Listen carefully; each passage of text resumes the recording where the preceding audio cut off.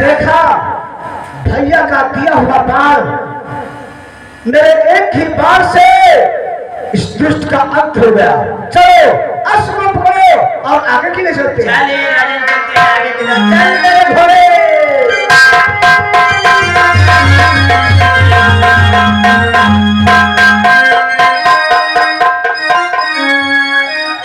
चल चल चल आगे के लिए चलते।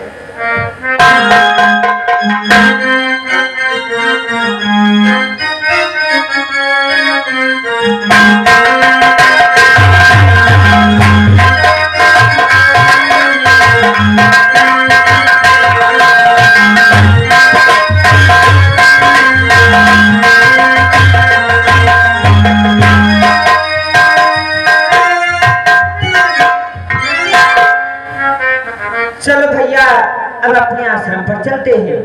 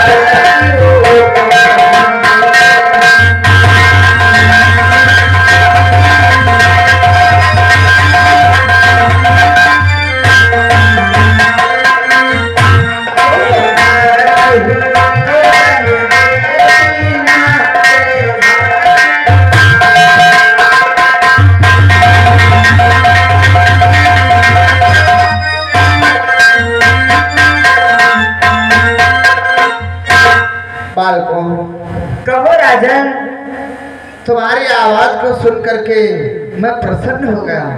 कैसी आवाज है, कैसी आपकी मधुर आवाज। और ये इस मधुर आवाज से किसका गान कर रहे हो? इस पर अपनी माता वन देवी का गुणगान करता हूँ और साथ साथ में सीता का चरित्र सुनाता हूँ। अपने माता वन देवी का गुणगान करते हो, साथ में सीता चरित्र का भी गुणगान करते हो। हाँ राजन। परंतु तुम्हारा नाम क्या है बालको? हमारा नाम लव है और हमारे छोटे भ्राता का नाम कुश है राजन। बालक, लव और कुश, हम आपसे कुछ कहना चाहते हैं। क्या कहना चाहते हो राजन? यदि तुम्हारी इच्छा हो तो हमारे कहने के अनुसार मेरे भैया के दरबार के मध्य ये अपनी मधुर वाणी से सीता चरित्र का बखान कर सकते हो। वाह राजन, यदि आपकी इच्छा है तो हम अवश्य आपके दरबार में सीता का चरित्र सुना देंगे। तो चलो मेरे साथ और वही अपना बखान करो सीता चरित्र का। चलो राजन। कि ज्योति से जो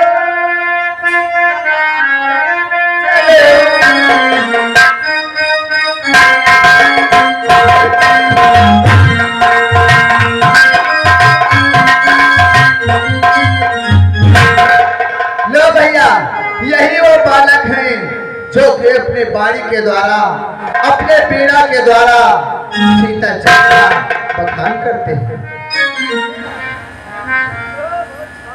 सचमुच में ये दोनों बालक तो बड़े ही अद्भुत बालक दिखाई पड़ रहे हैं। छोटी सी उम्र में तपस्वियों का भेष धारण किए हुए। हे बालकों, तुम्हारी सुंदरता को देखकर आज चंद्रमा भी अपना मुख बदली में छुपाने लगा है। ऐ सुंदर बालक, कहो राजन कि ऐ संगीतज्ञ तुम पूछ रहा है हाल,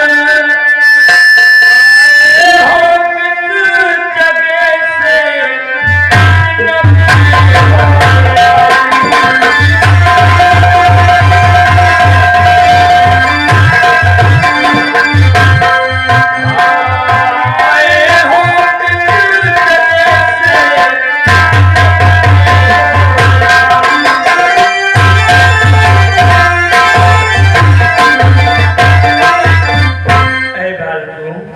तुम्हारा पदार्पण कहाँ से हो रहा है और तुम किस राजा के लड़के हो? हे राजा, जब आपके दरबार को मैं आ ही चुका हूँ तो आपके हर एक प्रश्न का जवाब दूंगा। राजेश्वरी प्रकट रूप में जब तो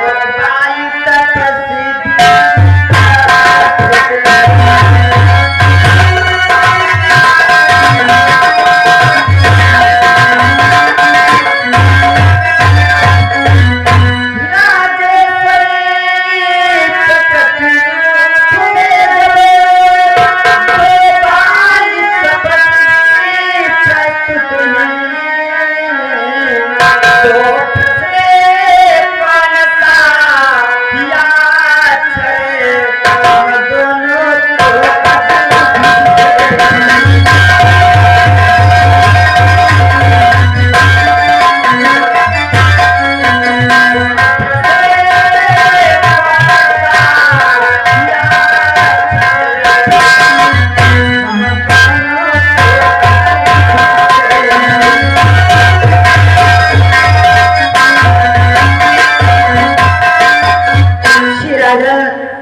दरबार को आया हूँ, आपके हर एक प्रश्न का जवाब दूंगा।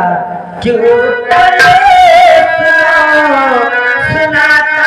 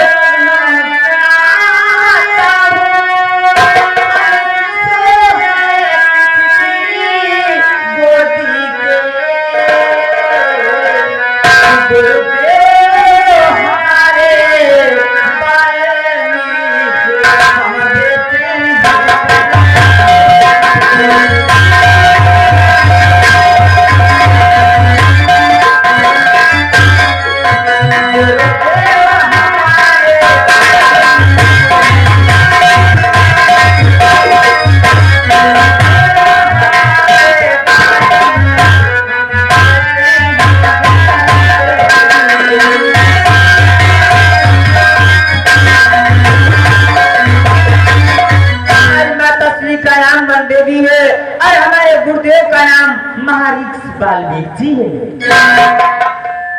तुम्हारी माता का नाम बनदेवी है और तुम्हारे गुरु महाराज त्रिकालदर्शी महर्षि वाल्मीकि जी है। परंतु बालकों, ये बतलाओ तुम दोनों भाइयों का नाम क्या है और तुम्हारे पिताश्री का क्या नाम है? राजन कि पिता बंस नहीं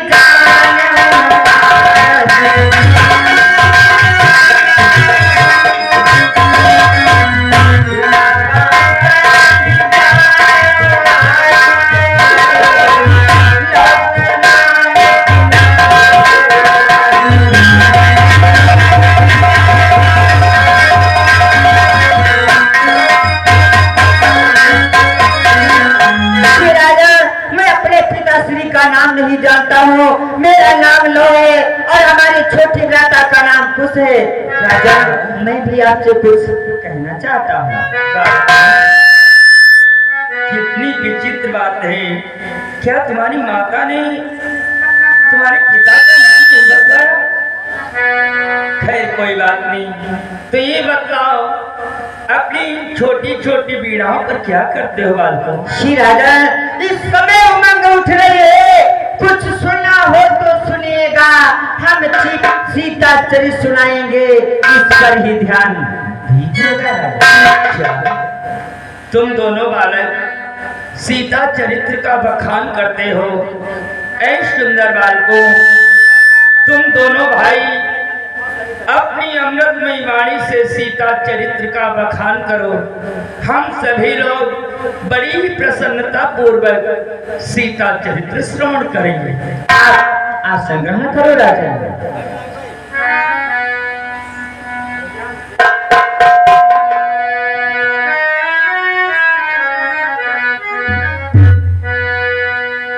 भैया कुछ भैया राजन के दरबार में सीता का चरित्र सुनाया जाए। चलो भैया। कि श्री गणपति की वंदना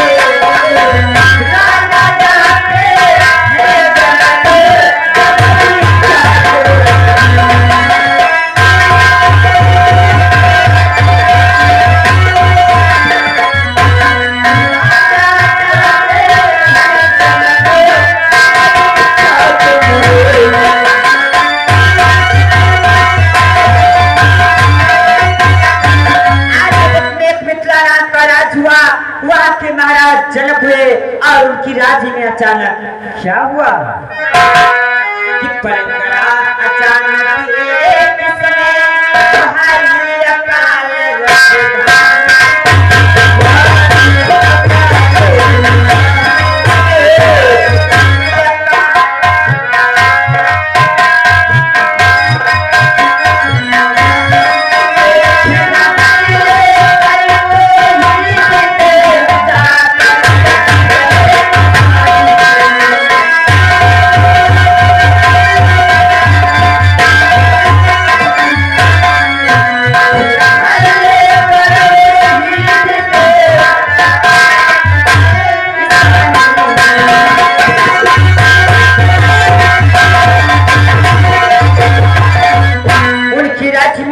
सूखा पड़ जाता है।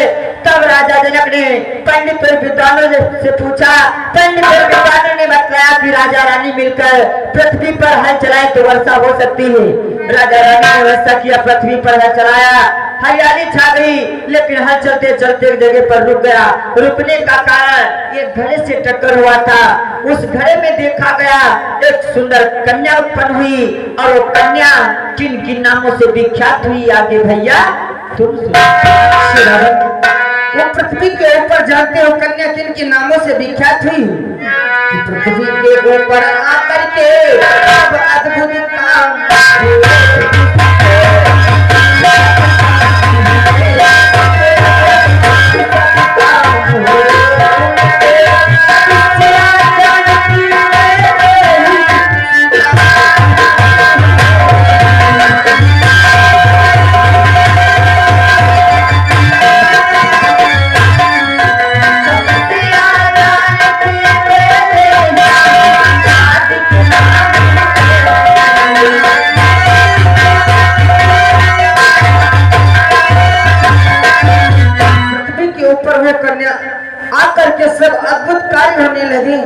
और सिया जानकी वैदेही सीता आज नामों से विख्यात हो जाती है।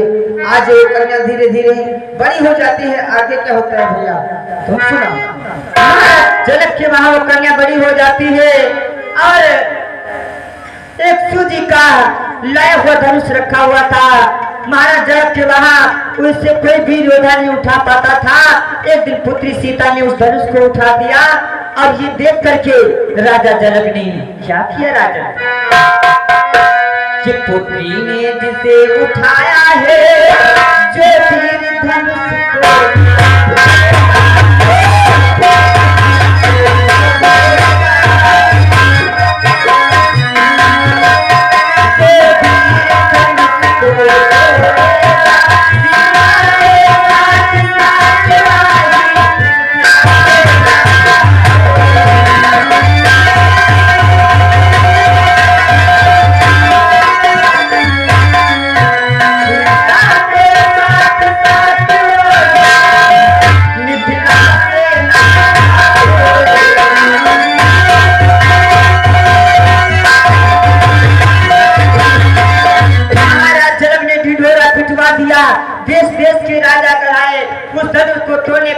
किया। कोई भी योद्धा नहीं इस धनुष को तोड़ पाया। उधर विश्वामित्र के साथ में राम और लक्ष्मण भी आए हुए थे। अपने गुरु का आदेश पाकर राम ने क्या किया आगे भैया तुम सुनाओ। गुरु का आदेश पाकर के राम ने जानते हो राजन क्या किया।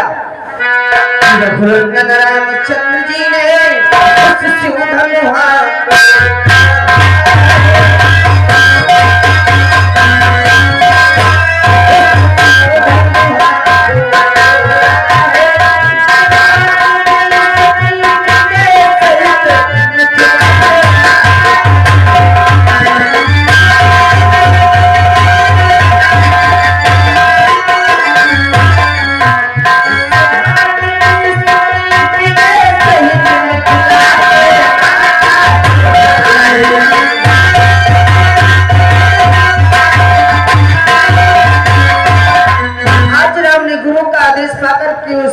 को तोड़ देते हैं और विश्व की विजय के साथ में सीता से नाता जोड़ लेते हैं। आगे क्या होता है भैया आप सुनाओ। कुछ दिन विवाह के होने के बाद में अयोध्या कुछ ही दिनों के बाद में राम आए थे तो अयोध्या में भैया क्या होता है राजन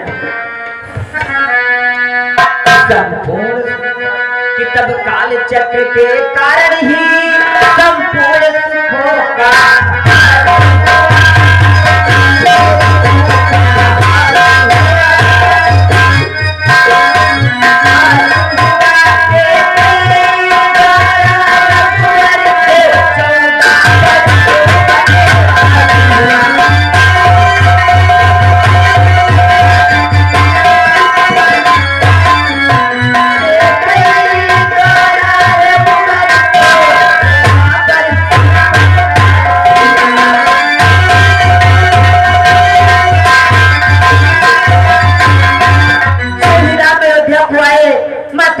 के द्वारा राम को 14 वर्षों का वनवास हो जाता है। वन के लिए कौन कौन जाता है राम और लक्ष्मण और साथ में जानकी। ये तीनों प्राणी चलते चलते कहाँ पहुँच जाते हैं आगे भैया तुम सुनाओ। आगे केवट के मिलकर आगे केवट के द्वारा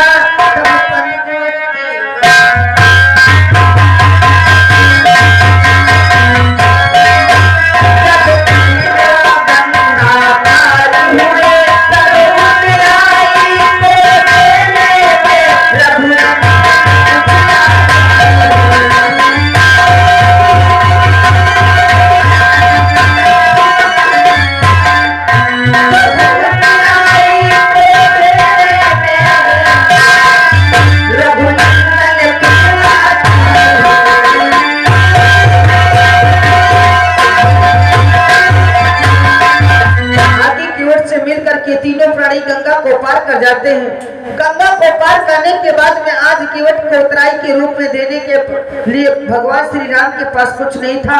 आज प्रभु का चेहरा उदास देख करके माता सीता ने क्या किया आगे भैया तुम उस समय की जब सीता ने अवलोकन की मेरे पैर से मन मुद्री देकर कह डाली स्वामी के मन की। सीता ने एक मुद्रिका निकाली और राम को दिया, कहा कि केवट को उत्तराई के स्वरूप में दे दो। जब आज वो राम अंगूठी केवट को देने लगते हैं तो आज केवट क्या कहता है कि हे तपसीवर अब तुमसे ही हुआ ही उत्तराई है लेना, मैंने गंगा से पार किया तुम भाव से पार लगा देना। मैंने प्रभु आपको छोटी सरिता से पार किया है, अगर उत्तराई स्वरूप में मुझे देना ही चाहते हैं, जब मैं आज के घाट पर आऊं तो खाली भाव से बेड़ा पार कर देना। आज केवट को आशीर्वाद राम देते हुए आगे कहाँ पहुंच जाते हैं कि आगे अत्रि मुनि मिलकर जब पंचवटी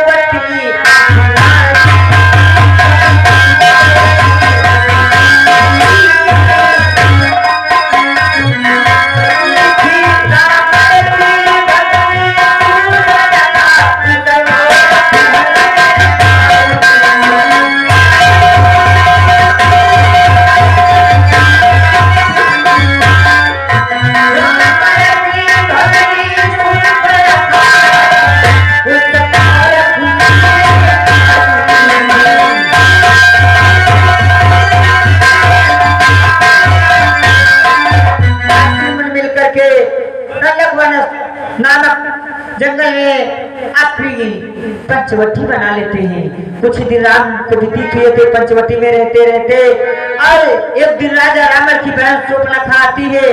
राम का सुंदर मुखड़ा देख करके वो मनमोहित हो जाती है और कहने लगती है, हे प्रभु मेरे साथ में विवाह कर लो। राम ने बतला दिया कि मेरा विवाह हो चुका है, मैं आपसे विवाह नहीं कर सकता हूँ। और उसे उपाय बतला दिया कि लक्ष्मण आपसे विवाह अवश्य कर सकते हैं। वो शूर्पणखा लक्ष्मण के पास में भी गई, लक्ष्मण ने भी उसे इनकार कर दिया। इसी प्रकार से तो एक बार आई गई, जब कोई विवाह करने के लिए तत्पर नहीं हुआ तो उसने क्या किया, अपना विकराल रूप धारण किया और सीता जी को इतने में राम का संकेत पा करके लक्ष्मण ने क्या किया आगे भैया तुम सुनाओ। आज उस समय किसको ध्यान था कि उस समय विदिते किसको था राघव के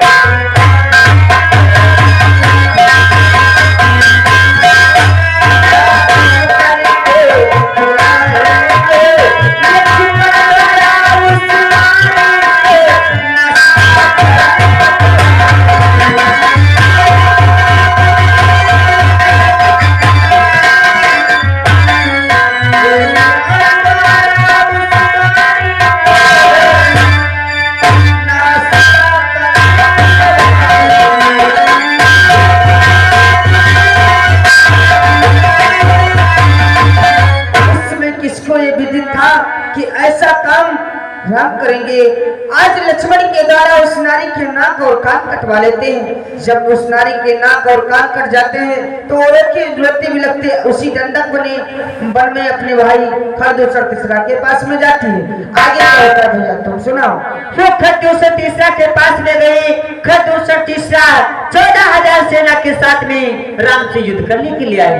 पर युद्ध में क्या हुआ कि खरदूसर आदिक लड़े आकर दिगत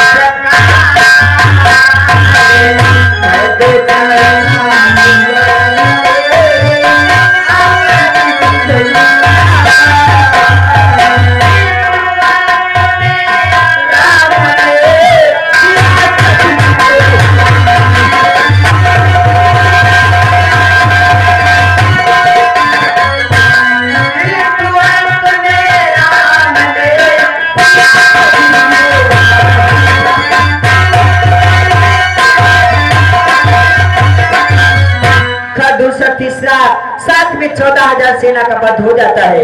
लेकिन शूर्पणखा को तब भी चैन नहीं मिला। वो रोती बिलखती अपने भाई राजा रावण के पास में गई, ये सारा हाल बतलाया। जब ये सारा हाल महाराज लंकेश ने सुना तो पानी पर चढ़ करके माना मारीच की सहायता लेकर के सीता का हरण करके अशोक वाटिका में ठहराया। इधर राम सीता को आश्रम पर न पा करके पक्षियों से पूछते हुए आश्चर्य आश्रम होते हुए ऋषिमूल पर्वत पर आ जाते हैं। ऋषिमूल पर्वत पर सुग्रीव से मित्रता की, फिर उसके भाई बाली का वध किया, फिर एक भारी बानरों की सेना बनाकर लंका पर चढ़ाई कर दिया। बहुत दिनों तक युद्ध हुआ। अंत में लक्ष्मण के द्वारा मेघनाथ और राम के द्वारा रामाकांत हो जाता है। इसी प्रकार से राम की विजय होती है। विजय सहित जब अवध में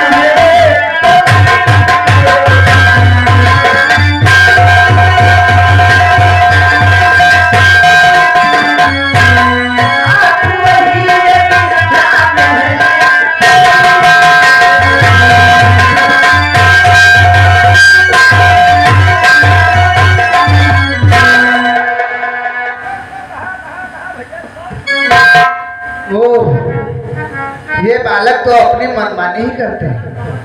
कह रहे थे जब तक मेरा मन कहेगा तभी तक रुकूंगा।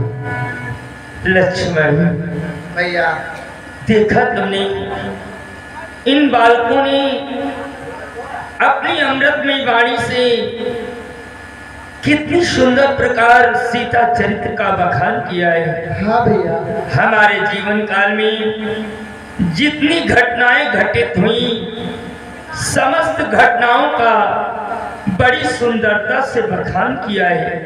हाँ भैया, परंतु अभी तक ये ज्ञात नहीं हुआ आखिर इस किस राजा के लड़के हैं। हाँ यही तो सोच रहा हूँ भैया, ये किस राजा के पुत्र हैं।